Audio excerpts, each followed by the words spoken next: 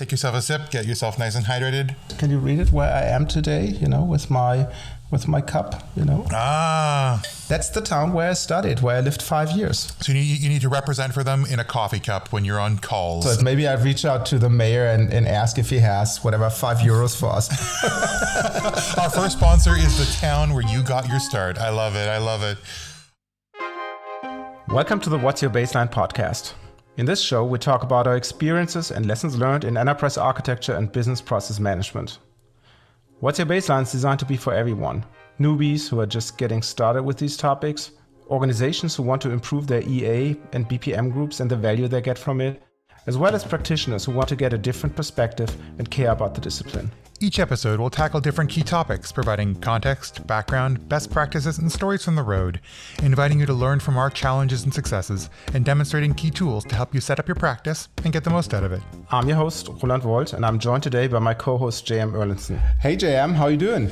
I'm doing all right. It's getting chillier these days, but I'm still managing to stay warm. How you doing, Roland? I'm doing fine. You're absolutely right. We're recording this in fall and the leaves have all turned yellow, and it's that in-between period where I get a little bit moody because then you have all the naked trees and winter is cold and all that stuff. Aww. But I do have a highlight for you today.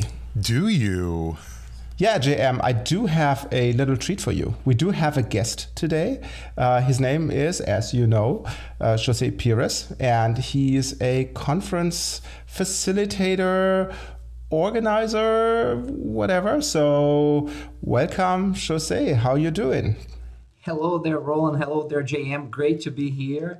I'm doing fantastic. So ready to talk about what's been going on in the world of conferences and getting people together now with during COVID, post-COVID, what's going on in the world of marketing and conferences. Yeah, there's a lot to talk about, obviously, in these weird times. And I can imagine that the conference business was sincerely affected by COVID. And now everybody comes out of their little holes and tries to do and set up something.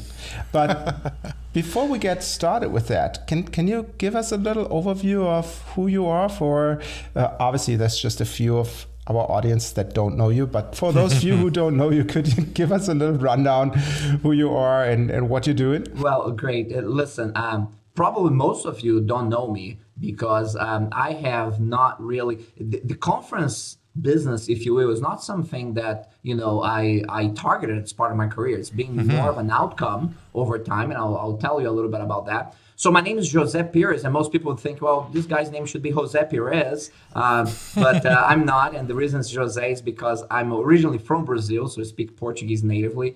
And I was born in Brazil. I was educated in the United States, background in engineering, physics, and investment banking. And then I started my career, my dream job at Sony Electronics as a designer for displays. Way back then when Sony was a technology leader really in that area. Then I was with a startup in the semiconductor industry that truly changed the world, a company that created and implemented the technologies that allowed Moore's Law in the semiconductor industry to occur up to this day. And then I developed a real passion for systems where you have systematic innovation going on in organizations. And went on to be an innovation leader for Nestle, the food corporation, for a number of years. And then I wrapped up my corporate innovation career in a couple of energy companies that did very large energy projects, and they also produced energy projects for the world. Thousands of engineers working on infrastructure projects around the world. It was Black & Veatch, and then Denver Corporation. So my whole career really has this common thread of building ecosystems to accelerate excellence and innovation for value creation. That's really my passion, and that's through that passion that I became involved with conferences. And today I'm an advisor for more than 100 cross-industry organizations on the topics of excellence and innovation acceleration. And across multiple industries and business models, from startups to Fortune 50 organizations. And as part of that, I end up facilitating a lot of discussions around technology, around innovation acceleration, around business excellence. And conferences is part of that, either as a keynote speaker or a chairman for a lot of cross-industry conferences. Yeah, I love what you're talking about. In particular, I'd like to say hello to another engineer who has a passion for sharing the message. I feel like there's a ton of engineers who are fantastic technologists, but who have trouble articulating the value of what they're doing, the value of the practices they're developing, and spreading that message to a lot of people who can really use that to drive their own excellence, their own innovation in their daily lives. Talk to me a little bit about that. What has it been like to transition from being that technology focused and development focused to being more of the spreading the message focused? What has that meant to you, and what have you seen the value of it to be to your constituents? JM, this is such a great question, because it's really the source of how nearly 25, 30 years later, I became a keynote speaker. If you rewind my clock and see me in the beginning of my career as an engineer, you could not make that connection that this guy became a keynote speaker. And I have people to this day, old friends of mine, who send me messages and saying, I've just seen you speaking to like 3,000 people in Vegas. I mean, I do not see how that happened. And can we have a discussion? Because, I know, have you all heard, this is an old engineering joke, but it's helpful. Do you know the difference between an extroverted and an introverted engineer? What is it? Have you heard that? Yeah. No, I haven't.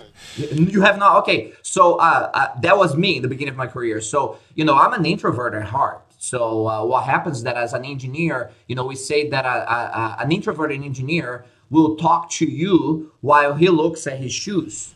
An extroverted engineer will talk to you as he looks at your shoes.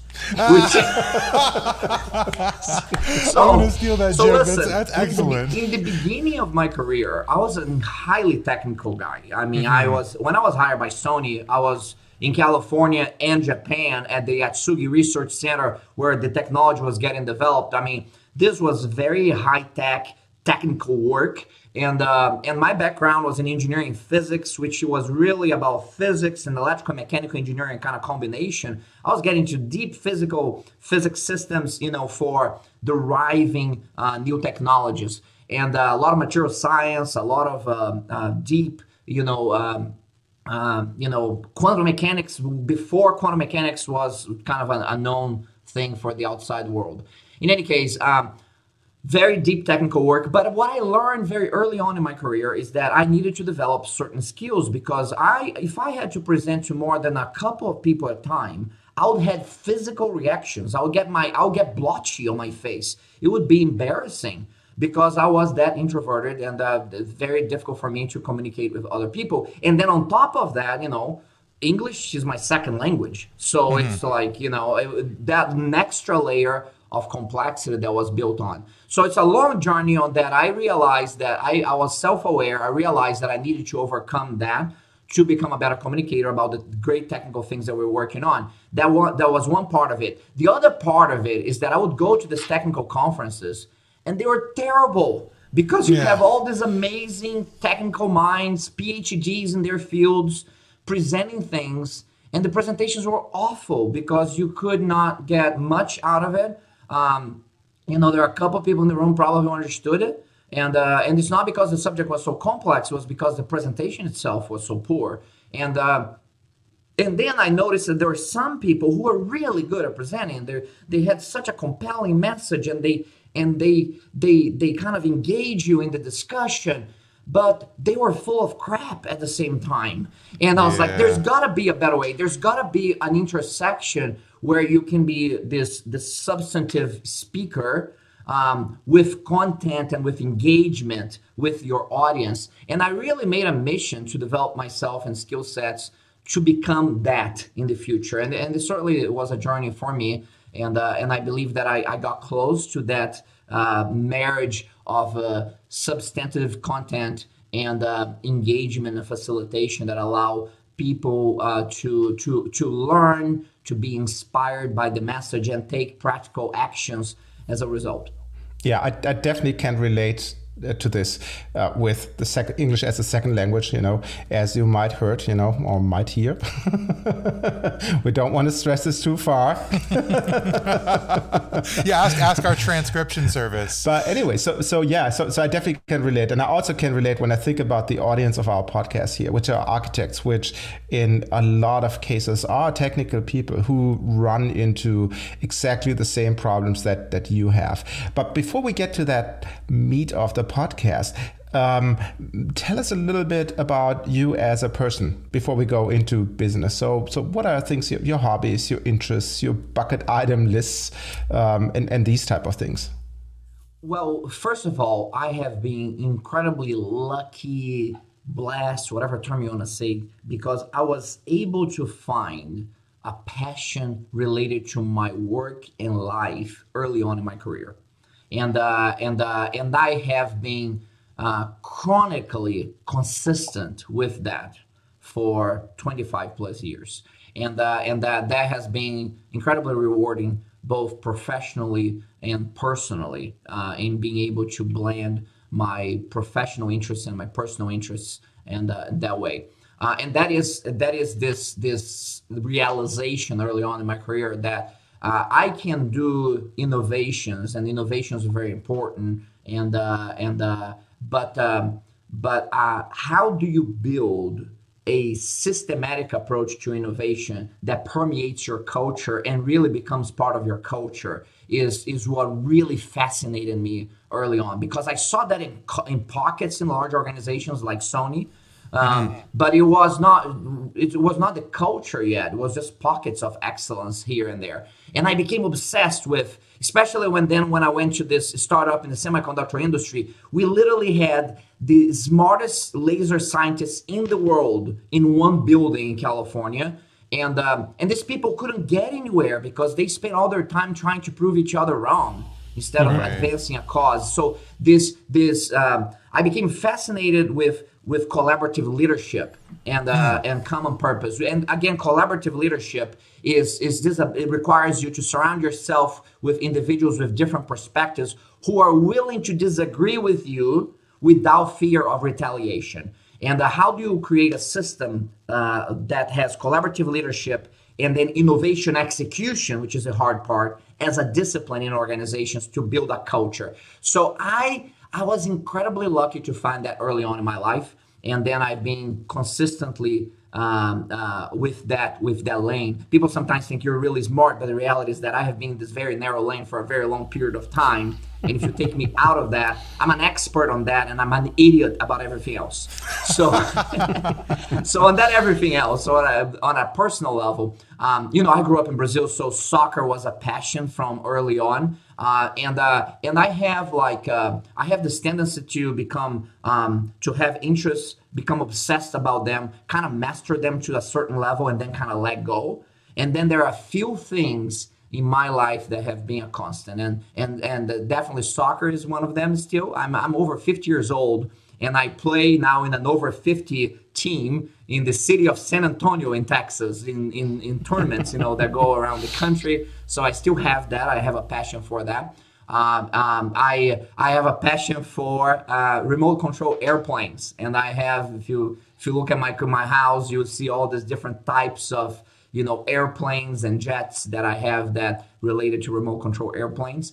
And then really, I'm a family guy. I have 5 kids. So I have a small indoor soccer team in my own house. and getting closer and closer. Those are some of the things that today kind of permeate. But I have a lot of varied interests that I become obsessed with, I master, and I kind of let go. And those couple of things, there are hobbies that I keep on. I wanted to just pause a little bit because I heard something you said earlier as you were introducing this, and I wanted to get your thoughts on this before we take a quick break and then go into the main meat of the topic. And that's about socialization of engineers.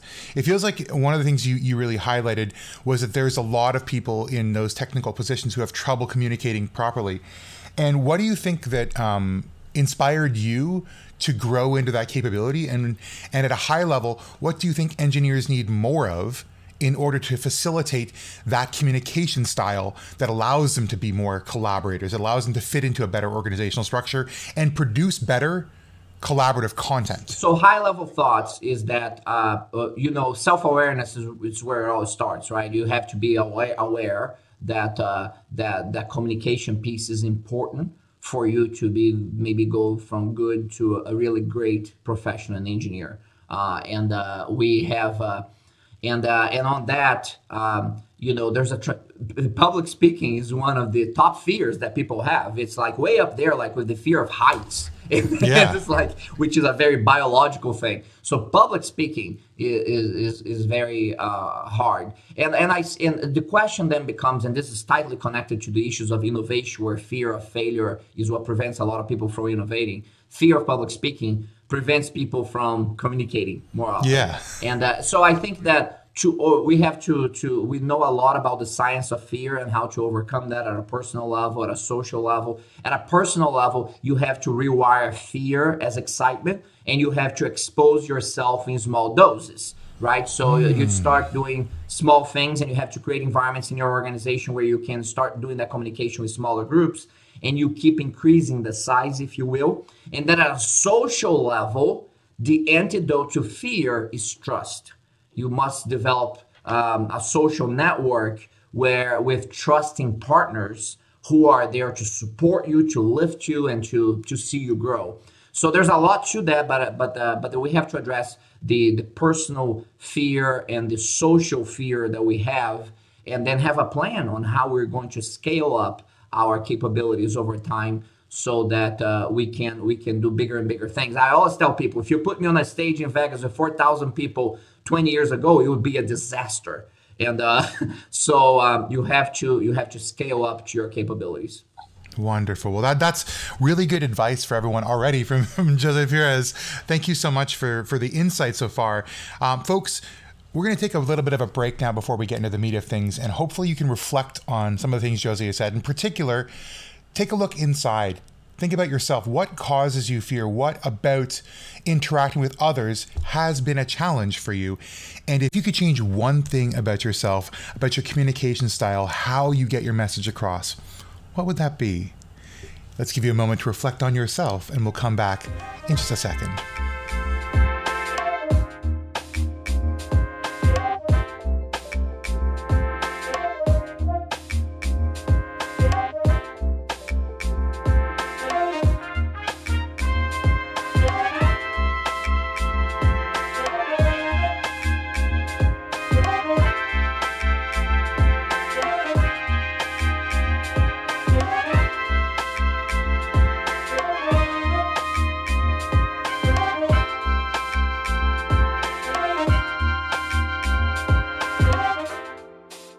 Welcome back. And José, hey, great background information of you. And I found it really interesting that the two engineers on the call did the social studies person here. So typically you don't hear me being that silent, but anyways.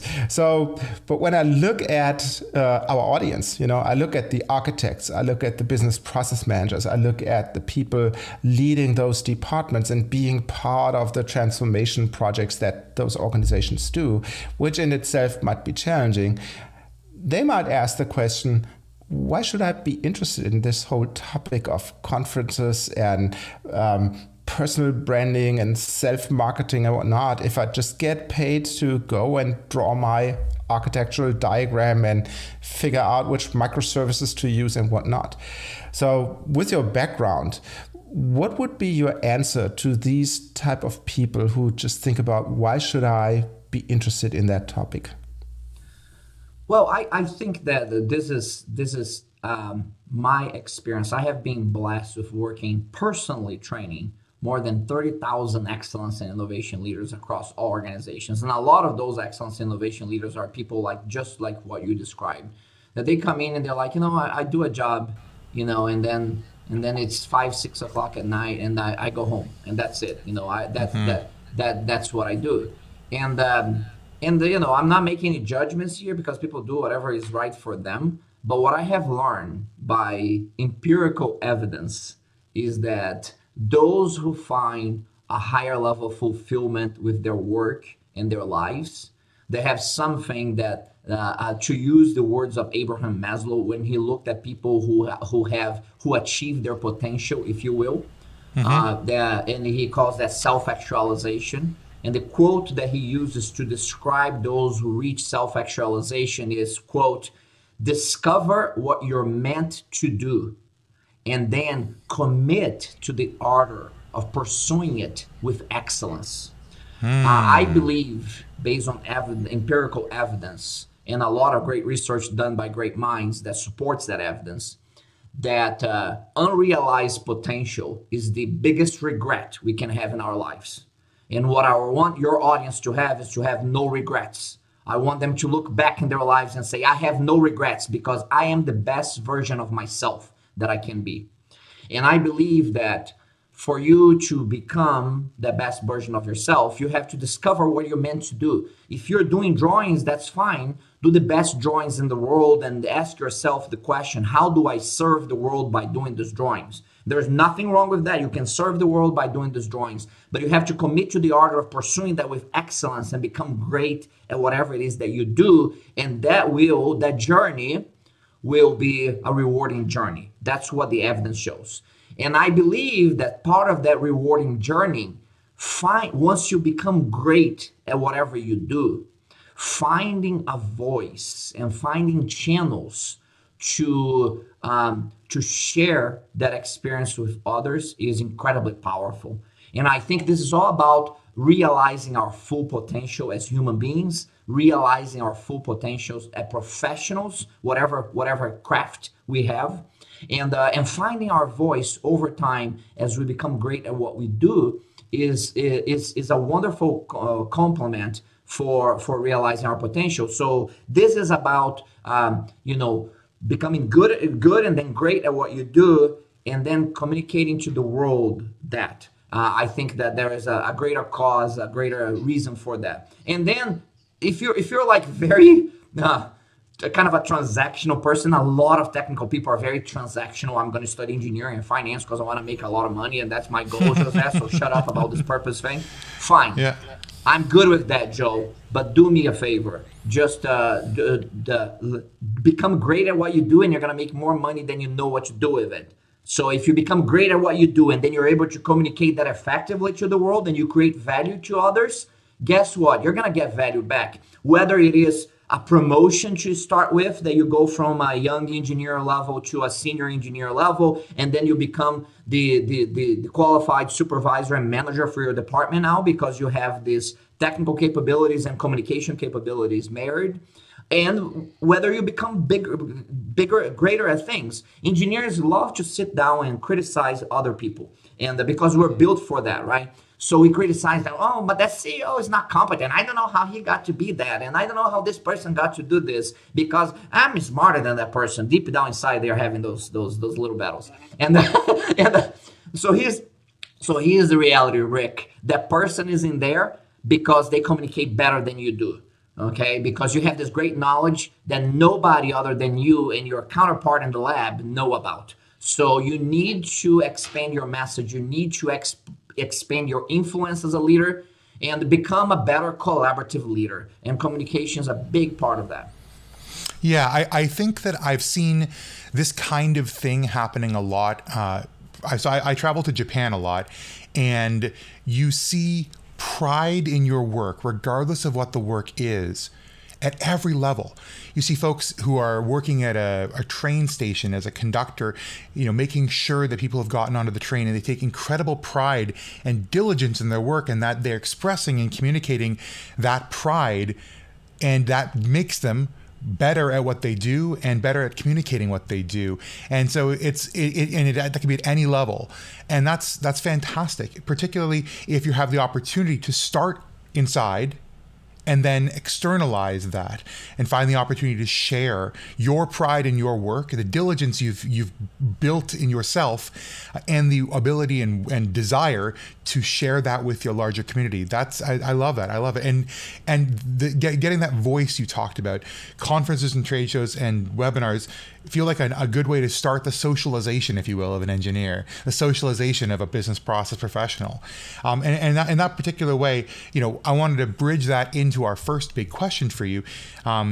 More than just a socialization, why should somebody go to conference and events? What do you think the value is to an individual for attending one of these sorts of webinars, conferences that you've seen? Because you said you've seen a ton of these over tens a year, hundreds or thousands over your career so far. What's the value to an individual as an attendee?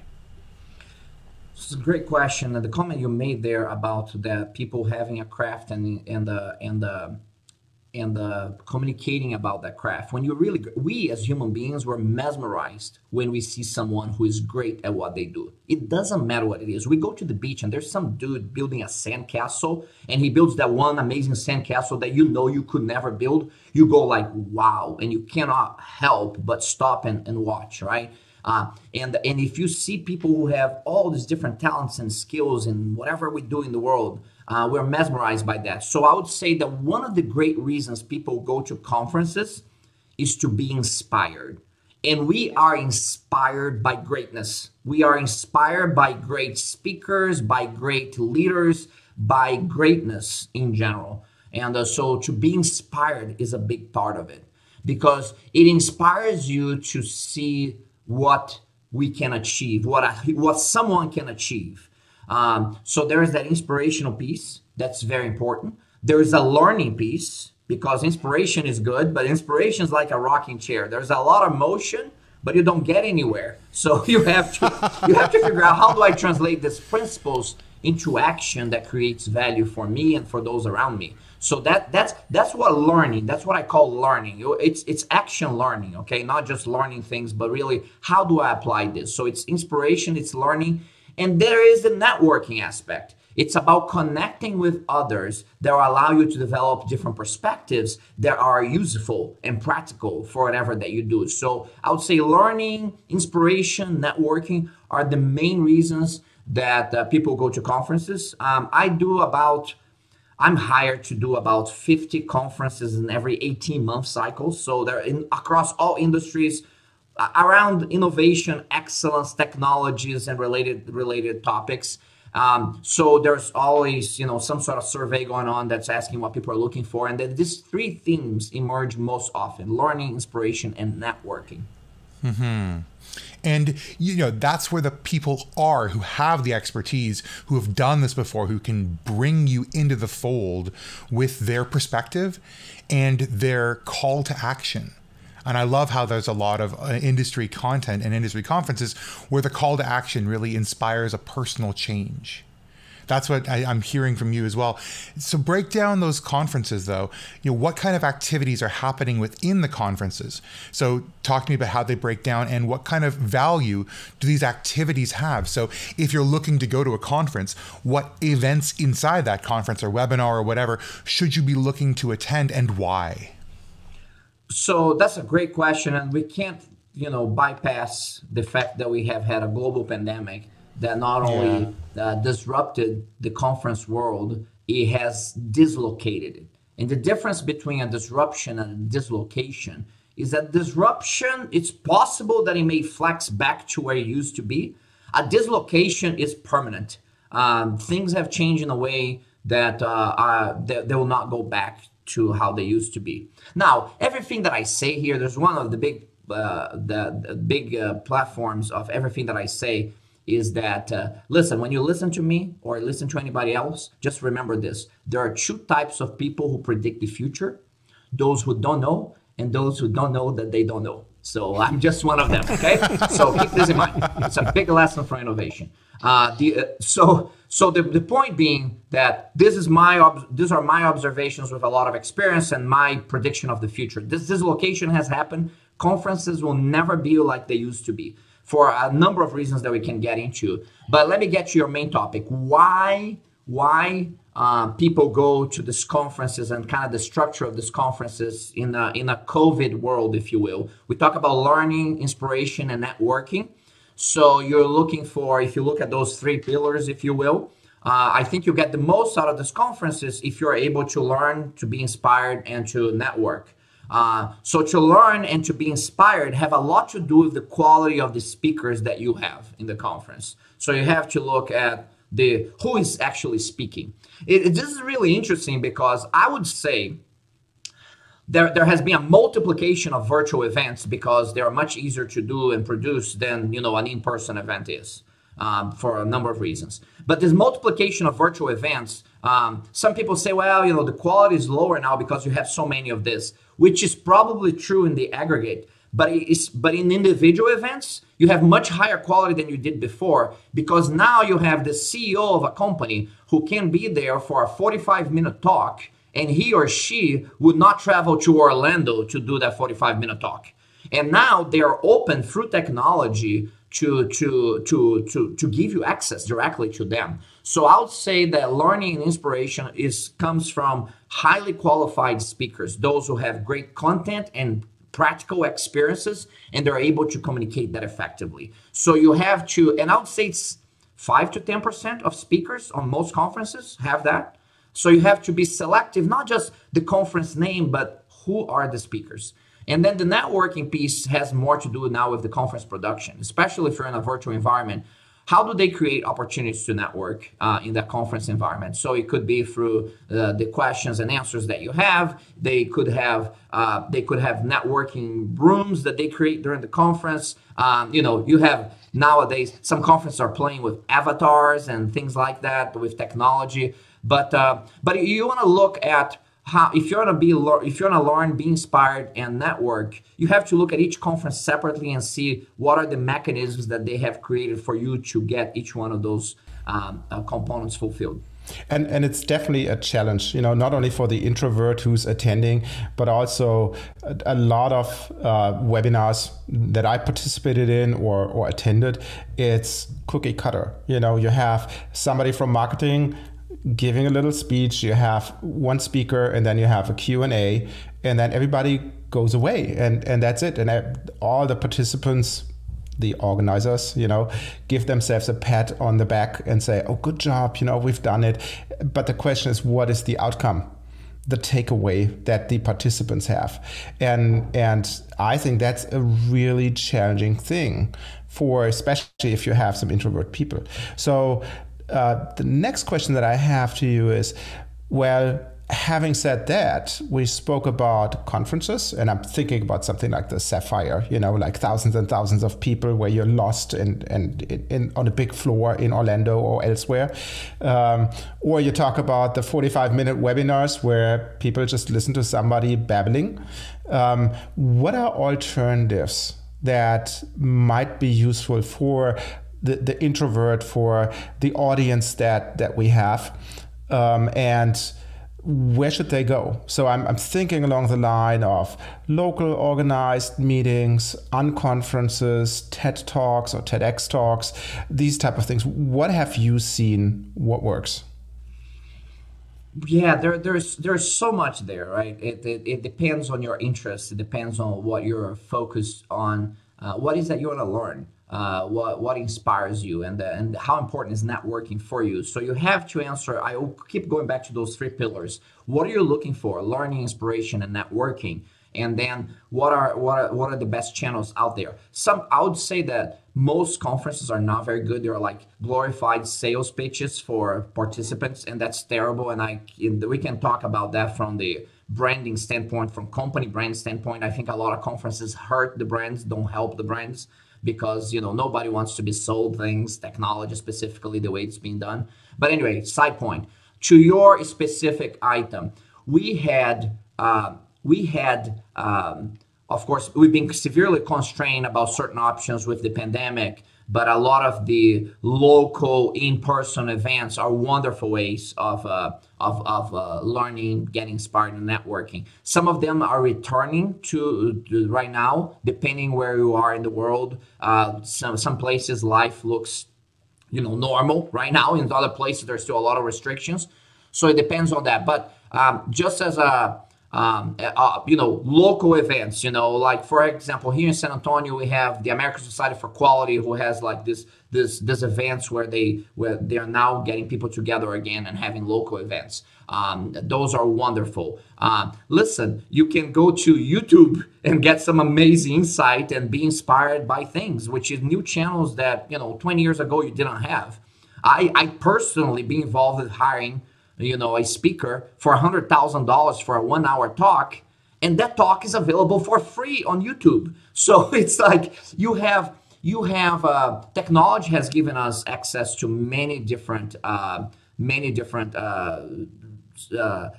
channels that were not there before. So with local events resuming, those are wonderful events to participate in.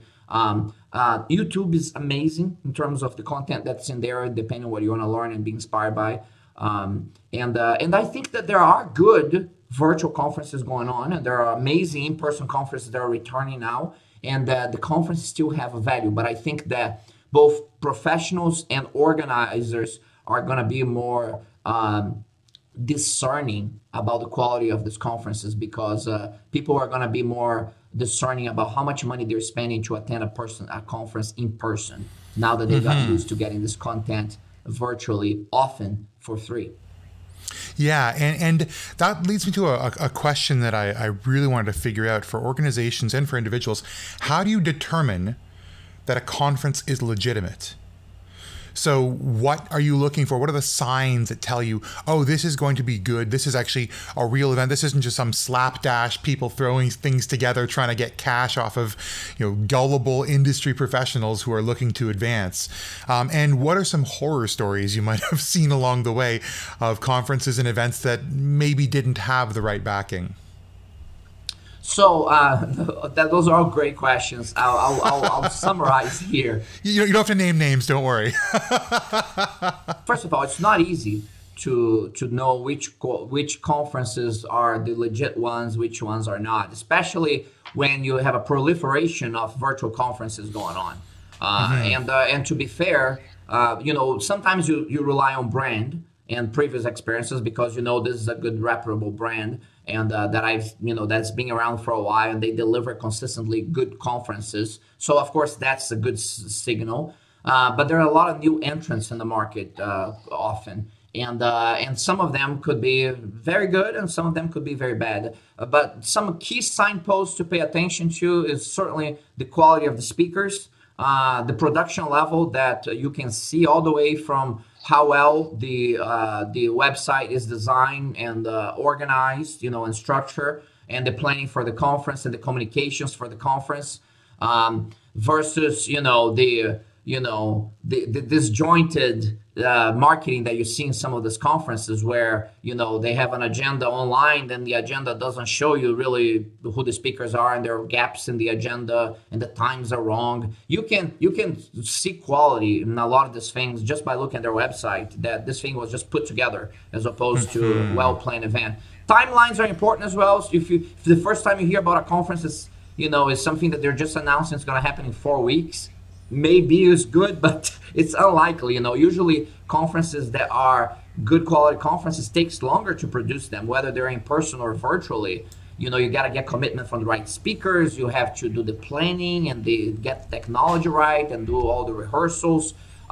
So it takes time. But the quality of the speakers is really critical. Now, here's the catch, though, on that.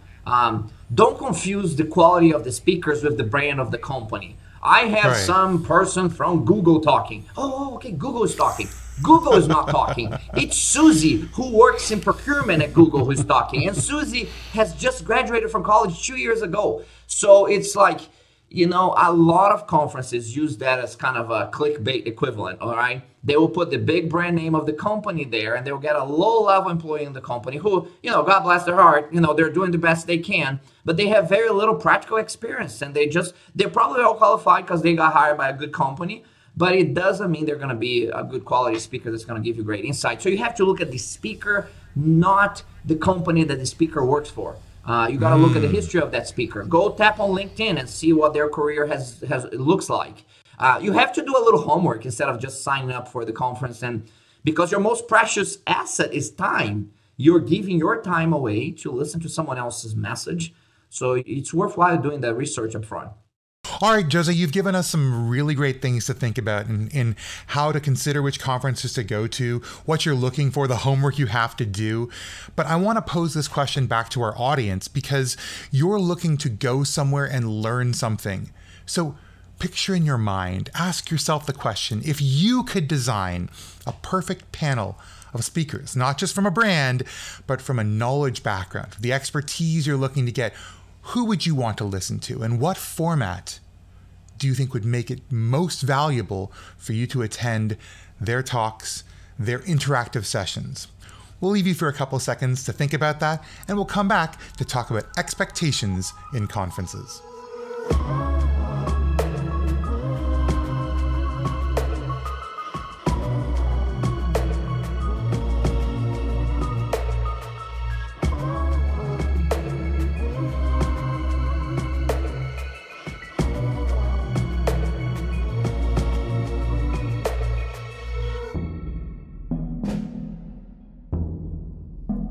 Hey, welcome back everybody from our little 30-second break. No pressure on you, JM, to find the right music track while editing this.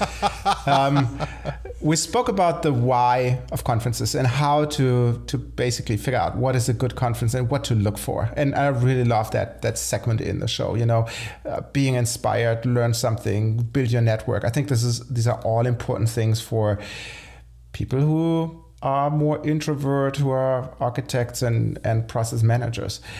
But the question is, if I want to take a step up, I get outside of my comfort zone, how do I get started? How do I get engaged with conference organizers or webinar organizers, right? Both as an individual, I want to grow my personal brand, but also as a representative of a company, with the caveat that most likely those are marketing driven. But how do I get engaged into this? Because for me, as a regular outsider, it just looks like a closed community. Oh yeah, the company says go to this conference and then you pack your bag and you go. But how do you get engaged? That's such a great question. Because it's not easy. I'm sure there are different techniques, and I'll share some with you here. But I want to tell a story ahead of time that I think is very important. In the last energy company that we were leading, this was a $2 billion company in 2010. And then by bringing top quality leaders from multiple industries into this energy company, by building mechanisms for innovation, for value creation, we kept building collaborative leadership and innovation acceleration as the core of the culture of this company. And then 8 years later, more than 14,000 professionals in this company, and they were identifying, prioritizing, and implementing more than 2,000 innovations annually, with more than $1 billion in EBITDA from those innovations implemented. Was amazing. And the people who were part of this journey, very qualified leaders, play a key role in that. And this $2 billion company was sold in 8 years later for $36 billion. 18-fold increase in market value. Was an amazing, amazing story. And every one of these leaders kind of like sold the company, and we decided, okay, we're going to do what we love now because got enough financial security. I'm going to go do what I love. And I'm going to be speaking conferences. I'm going to be doing advisory services. I don't want to go back and lead another Fortune 100 company. That's not what I want to do. So I was part of a select group with 11 other partners who are in that situation. Out of the 12 of us, I am the only one who continues to do this. And the other 11 did not do it, did not speak in conferences, did not really become advisors for the industry. And you say, are they less qualified than I am? Absolutely not. So what is the difference? And this is an important difference, and I want the listeners to pay attention to this.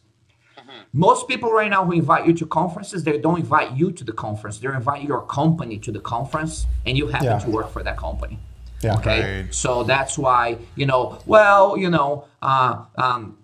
I don't know why I don't get invited to speak. Well, because maybe nobody knows who your company is. Maybe it's not, attractive from the conference organizer to have you, because you're not going to attract additional audience for them. Your company brand name is not one that is going to, sell more tickets, if you will. Make no mistake, this conference business is a business, and they need So they are, but here's the deal. When you work for well-known brands, you start thinking that people love you. They don't love you. They love the company that you work for. And even if you're a high-level leader in these companies, this happens.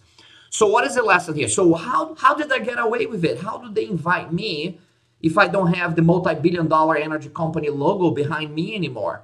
The reason for that is that while I was super busy with the whirlwind of my day job, leading a business, a multi-billion transformation for this company, I still developed the relationship with these conference producers at that time.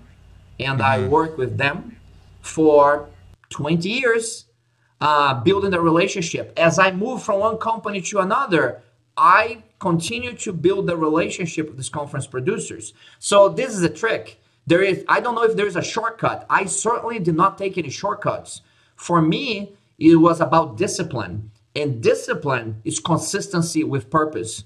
I have been chronically consistent with my purpose, and I had a discipline that to have this qualified networking with these conference producers for a long, long time. So they started dissociating myself from the companies that I led. They started knowing me as José Pires, not just the leader at Sony, the leader at Nestle, which are big names that I want to have in my conference. But it's about relationships, and it takes time. So now the other partners in the company that I mentioned, they didn't have those relationships, and they thought that once I leave this company, they're gonna know who I am and what we did, and they're gonna want me in their conference. And they don't, because unless people know the intimate story of that company, it's not going to attract a large audience. And so you have to develop relationships with these conference producers. So, and now you say, oh, José, you're telling me that I have to spend 20 years doing this?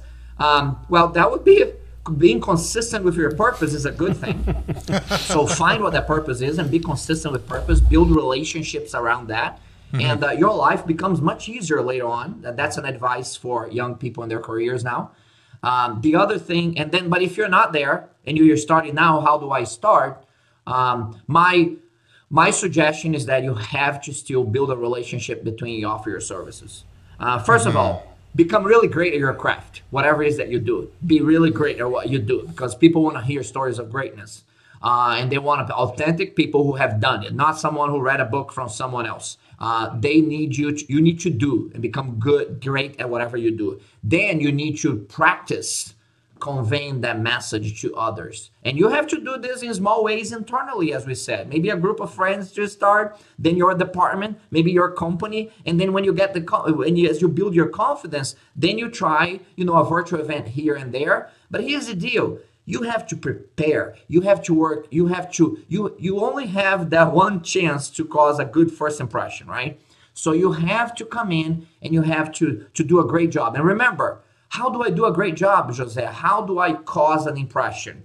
You have to be great at what you do. You have to show results of you have to have a compelling message, and that compelling message has to create value for others. They have to be able to use components of that to create value for themselves. And then the conference producers, you have to build the relationships with them. And initially, you're not going to approach a conference because, they're doing a conference 6 months from now. I'm going to volunteer to be a speaker. Now, if they're accepting papers from speakers or submissions, go ahead and submit that. That's a way. But a lot of conferences don't accept submissions for speakers. They select those speakers. You can start building a relationship. You can look at their website, look at their plans. If it is aligned with your gift, with your talents, with your communication, then you can start, contacting them months ahead of time, and you start a conversation with the producers. You can look at LinkedIn and see the background of those producers. You can start, connecting with those producers ahead of time to start building a relationship.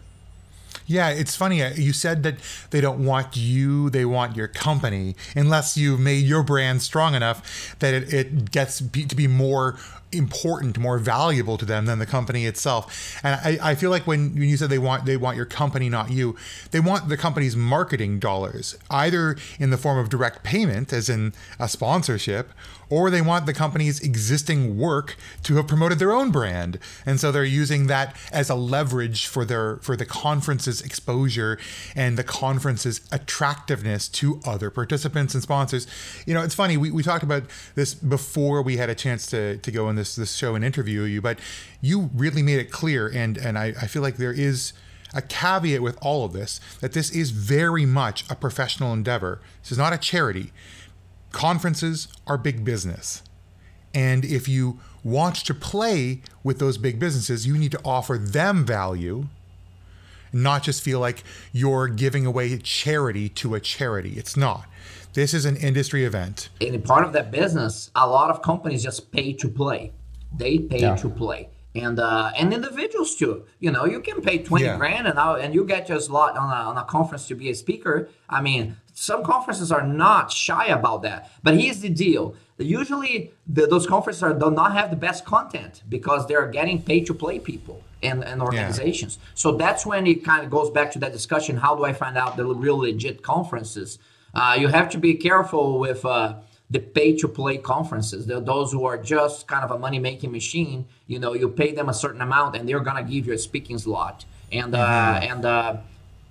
it's not so simple to see who those conferences are when you're reviewing them. But pay-to-play is definitely part of it. You know, you pay a certain amount and the company and the speaker are going to be there and they're going to be given a slot. And those are the revenue model that most conferences will use. It's about the pay-to-play. Plus, of course, if they are selling tickets to the audience, then you're going to have the revenue stream as well. But that sponsorship is their lifeblood. Yeah, I'm with you. These are very good points, José, about how to get connected. But obviously, the question that comes to mind is, what's in it for me? And that could be the individual speaker. You know, is that my dream job? Is that a six-figure gig that I can do for the rest of my career until I retire? Hint, hint. Or what's in it for me as the organization who either participates or be an organizer, you know, a contributor to the conference. So how and why should you engage in a conference, either as a vendor, as a speaker, or by sending your employees as attendees, you know? And questions that come up are things like, what's the business case and what to look for? And you spoke about this, but if you could shed some light into this, that would be obviously very helpful to answer the why question. This is a very important question, and I'll take it from the standpoint of, again, an organization that's maybe paying to play. Or has been invited to participate, or speakers who have been now invited to participate. What is in it for them? I think a lot of organizations, I'll start with that, they miss the point because of the pay to play. It has to do with the structure of organizations, sometimes, and the decision making and governance for marketing. And so, for example, someone will work for company X that has like a budget for marketing, and some of that budget is related to conferences, and someone is responsible for allocating conferences. And I don't want to diminish the job that those people do, but a lot of times they get into a crunch, and they're like, oh, you know what, we gotta do conferences, and they start looking to see what conferences are out there. And sometimes I'm surprised about how inexperienced the people in the organizations who are tasked with this are. And and they just allocate money. Oh, this looks like a good conference here, and that looks like a good conference there. And these are fairly low-level professionals who don't have the insights that we're discussing here. They're booking, you know, the company to speak at this events as a check in the box type of activity. And I think it's a really huge missed opportunity on that. And then the second missed opportunity has to do with then what organizations do when they present. And so many of them are so eager to sell their products or services. And they think they do a good job. And of course, everybody says, oh, you did a good job, tap each other on the back like JM said early on. and when it's done. But the reality is that they really miss a huge opportunity, because the most important impact you can have in a conference, in my view, with feedback from audience members over time, is that people don't want to get sold anything, products or services today. You're getting sold all the time. Every time you use a device or you interact, you seem to be someone selling something to you. Nobody wants to buy anything right now. But thought leadership and building that relationship with your target client is priceless. And this is what great enduring organization leaders and organizations they do. They build a relationship with their target audience. They become thought leaders. So either as a conference, as an organization, or as a speaker, you're building that relationship with the audience. And I know this sounds like fluffy, because what is the call to action and click this button and you purchase our product. I think smart organizations don't do that. I think that they are thinking beyond that,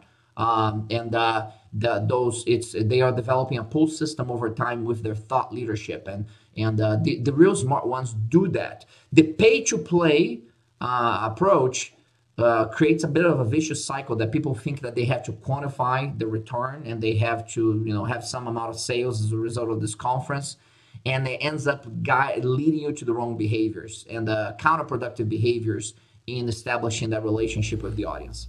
Yeah, I found that very interesting, because as you know, I was a practice leader for enterprise architecture in one of the big 4 consulting firms, and every year we had the conversation around, hey, which conferences should we go? Interesting enough, that company took the decision that we don't go to any, because we are and everybody knows us. And it was frustrating. It was literally really frustrating. And the question that I would have is, well, what advice would you give? And you gave a lot of good advice, but what advice would you give if you're in the situation that I was a couple of years ago, to say, hey, I like to go to these conferences, right? The Gartner EA conference, or the Process Excellence Network conferences, or whatever your field is, to say, hey, I want to be part of this community. But to go, I obviously need a budget so that I can send people there, that they have accommodation, that they have something to eat, blah, blah. So what advice would you give to those organizations who are reluctant to send people to those conferences? It depends on the context. And sometimes I'll tell them, don't send people to this conference, because they don't care about the conference. They just want to go to Orlando and spend a few days at Disney. But the way I know that the way that you mention it is different, that there is an implicit value there from that networking and collaboration. Because listen, if there's one thing that we have learned about accelerating innovation, for example, in organizations, is that you can give people financial incentives, and that has a limited impact on actual innovation acceleration.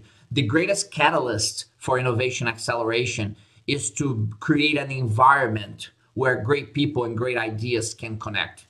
This has been actually done. Steve Johnson has done a wonderful research on this throughout the centuries. It's not a new thing with technology. If you look at the greatest innovations in society over time, were periods where we actually connected great people and great ideas, and this kind of like the pushing and pulling of ideas with different perspectives create these better ideas, and then this community has implemented these ideas, and this is how you accelerate innovation at a macro level, but also at an organizational level. You try to create those environments. And I think the best conferences are the ones where you can justify and you can articulate that going to that conference, this is a community where we have core and adjacent ideas, and maybe some disruptive ones that the collaboration around those ideas with the people who are going to this conference are great people, and this collaboration is likely to produce perspectives that will be valuable back in our business. Okay, so it's very much about that collaborative leadership, about that networking and interaction. And here's a common misconception. A common misconception is that with conferences, that the bigger, the better. And that is not true. You get lost in the crowd in big conferences. Yeah. It's not, from a participant standpoint, it's not rarely bigger is better. The size of the audience does not matter as much. It's about the quality of those interactions. So I prefer to go to a target smaller conference that brings high quality people than to larger events. So I would justify for the organization. I'll be looking at quality of the conference, the group that's in there, the collaborative group that I'm going to be there from my company, of course, most important from the other organizations, is one where there will be opportunities for us to collaborate and build better things together, even if we don't work for the same company, but things that we can bring back to our company. And that requires research and know who is going to be in the conference, and it requires to know and then whether the conference has the mechanisms for collaboration and interaction that are needed. Yeah, that's the call to action for the company's leadership, right? Or for the company's marketing department to not just check off things. What would be your recommendations for the attendee? How should a care package look like for those if they have the opportunity to go to a conference or to a webinar or to a user group meeting and whatnot? What would you recommend them to do to get the most out of the event? So research the event up front. Make on those 3 pillars, if you will. What does the event do to provide high quality learning? The quality of the speakers, and am I gonna get inspired by what's going on here, so that I can go back and actually change things? And also the mechanisms for networking. Now, networking is kind of one of those things that you kind of love and hate at the same time, because so many of these things are artificial. Let's play network bingo and things like that, which are like, how do you create, conferences create mechanisms for professionals and leaders to have a conversation, to get to know each other and interact in a non-salesy way. Nobody's trying to sell anything to anybody else. It's just like sharing ideas. This is not easy. A lot of conferences struggle on what is the best way of doing that, because they have commercial pressures and they want to just kind of push their vendors into the audience. But the reality is that the best collaboration happens when the vendors are part of the audience and you cannot tell. So look at that. If it's heavily commercialized with vendors, is probably not the best networking. The best ones mingle the vendors with the audience in a very large collaborative environment. So these are all things you have to look at. Do your research on the conference. But now, as an individual, you have to take action, and you have to go to this conference, and you have to push yourself outside of your comfort zone, and you have to reach out to others. You have to network. You have to take action, because if you're gonna go and you're still not gonna say hello to anybody or connect with people, it's a missed opportunity. So ahead of time, you need to have a plan. Who are the people in this conference that I may want to connect with? A lot of times you have conferences that show the listing of participants, allow you to do connections online, through their app ahead of time.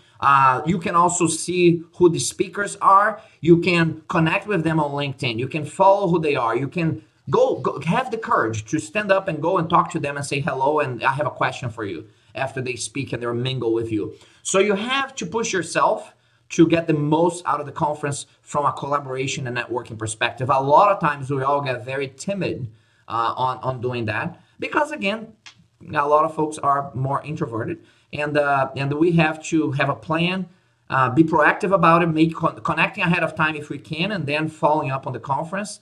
And then when we're there, asking questions to the audience, to the speakers. Connect with others in the audience. Asking questions is a very important thing, by the way, whether you're virtual or online or in person, because the speakers, but most important, the rest of the audience kind of get a chance to see and hear you, and you have the courage to ask the question, and don't worry about what people think about you. People are incredibly self-centered. 2 minutes later, they're thinking about themselves again. They're not thinking about you. So just ask the questions that are most useful to you. And as a speaker, I've spoken with you, Jose, and a couple other conferences. I got to tell you, I remember, and I reach out to people who have good questions.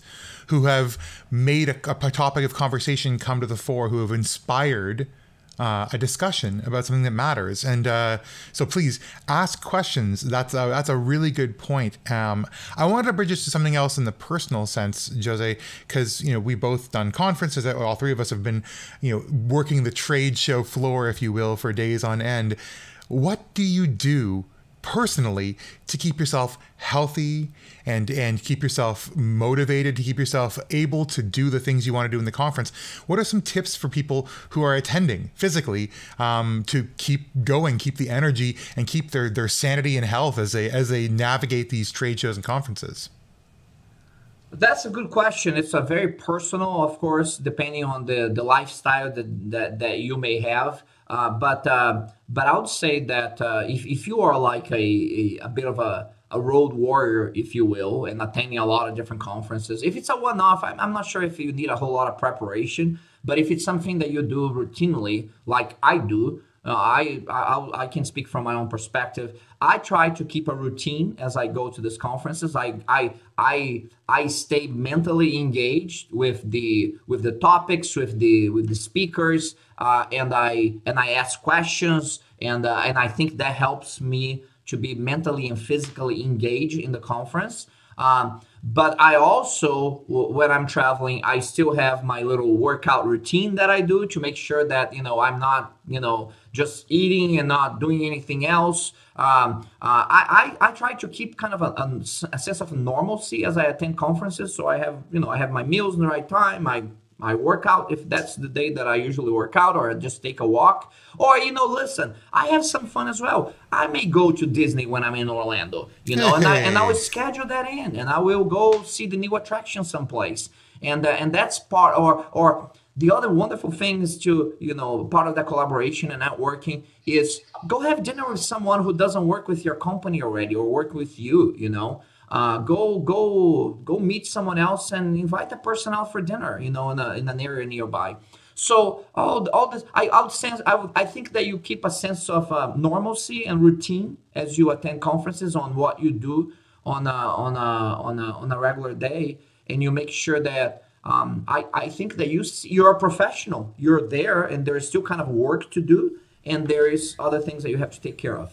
Yeah, it's funny. We have a good story because I actually now, Roland and I work with somebody who I met at a conference, and we went out for drinks and had a good time and lived it up in a couple of different places. We just ran across each other in conferences, and now he's our lovely colleague. So it's a wonderful opportunity to make good friends. And this is a wonderful transition, Roland. We've been talking about these conferences, and Jose, thank you so much for giving us lots of context behind it. I want to leave our audiences with a question on what's next for them. So we're going to take a quick break, but while we're doing that, if you can start thinking about two things. Number one is, if you're going to go to conferences or webinars, what's the next step with your organization? What do you know about how these requests are made, and how can you get yourself into that intake process of your organization to request the funding to go? And number two is, from what you've heard today, what's the business case you're going to present? What value do you think you can provide to the organization and to yourself for going to these conferences? And how can you justify the next step for you with conferences, webinars, and trade shows? We'll see you in a second as we come to our conclusion, and a big thank you to Jose.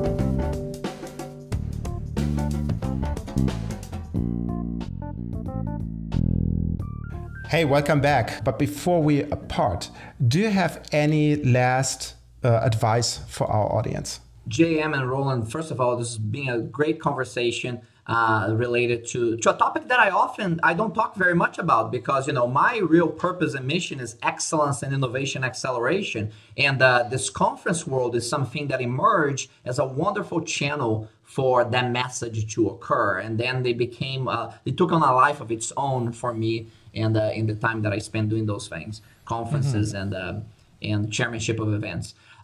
So to wrap up here, I would like to, especially with this audience, you have an incredibly qualified audience here with professionals and leaders who have this incredible content that they can share with the world. And could be within the organization, or it could be externally through conferences and webinars and external mechanisms. But I want to share something that I've learned from great enduring leaders and organizations. And I call it the 3 R's, kind of a consulting speak to a certain extent. We also have to trivialize into some of the basic words or letters, right? But it's really applicable. And it's this dynamic of relationship, results, and reputation. And I want you to keep this in mind for your career and progression, as much as it is important as you build relationships to become a speaker, to find your voice and your channels through conferences. And there is a tendency from highly qualified professionals like the ones listening to this call to have a focus on results. And you should have that. You should have results. You should have your gift, your craft, and you produce results with that gift or craft. But that's not how greatness emerges. Because if you produce results and you have not developed the relationships, the results will be discounted. And that's a huge missed opportunity. So I want to highlight to you, this is not intuitive for highly qualified professionals, but I want you to make sure that you put relationships ahead of results. Because if you build strong relationships and then you deliver strong results as a progression, you're going to have that perfect combination now that your results will be fully acknowledged. And with the relationships and results in place, you're building a great reputation. And relationships, results, and reputation in that order are important for your advancement within your organization, but also as your voice emerges and you speak to the world and you develop connections with conferences and producers. And remember to keep that in mind. Relationships, results, to build your reputation. And that's the final thoughts here to wrap up this very important discussion. Well, thank you so much, Jose. And particularly as building relationships, how can we get in touch with you, and how can our listeners reach out to you or the organizations you work with after the fact? Yes, listen, I am on a mission of excellence and innovation acceleration. People ask me, when are you going to retire? I said, I retired a few years back. This is what I'm going to do until the day I die. This is a true mission. I have a blend of my personal and professional interests, and it's how I serve the world. And collaborative leadership and innovation execution is my life, is a big part of my life. And you can see me on LinkedIn under José Pires, Josepires. You can look me up and follow and connect on LinkedIn. Also at www.excellenceandinnovation.com. We have a site there, but it's about the journey. I document the public journey on social media, and you can follow through Twitter, Instagram, and different channels. And obviously, we're going to put all those links in the show notes for those of you who are currently driving and can't pick up a pen and note down all that valuable information. That's the public service announcement that we give almost every show. Don't drive and take notes. No driving and writing, please. So yeah, also from my side, thanks, Jose, for being an awesome guest on our show. It was very, very entertaining. Thanks to you, audience, for listening to our show. As always, please rate us, leave a review in your podcast application of choice. And if you want to reach out to us, send us an email to hello@whatsyourbaseline.com, or leave us a voicemail with our podcast provider Anchor. And I put links in the show notes for this as well. JM and Roland, thank you so much for being, inviting me to be here with you. You are truly building an environment here where great people and great ideas can connect, and very grateful for your leadership and for the audience to engage on this discussion. Thank you very much. Again, if you want to listen and reread what we just spoke about and see all the links that we're going to put in the show notes, you're going to find the show notes for this episode at whatsyourbaseline.com/episode 10. And with that, JM, back to you. And thanks so much, folks. We've been having a wonderful time with Jose and Roland and I, enjoying the many different things you can get out of conferences, trade shows, and just excellence and personal excellence and innovation. So for the last hour and a little while, I've been J.M. Merlinson. I am José Pires. I'm Roland Volt. And we will see you in the next one.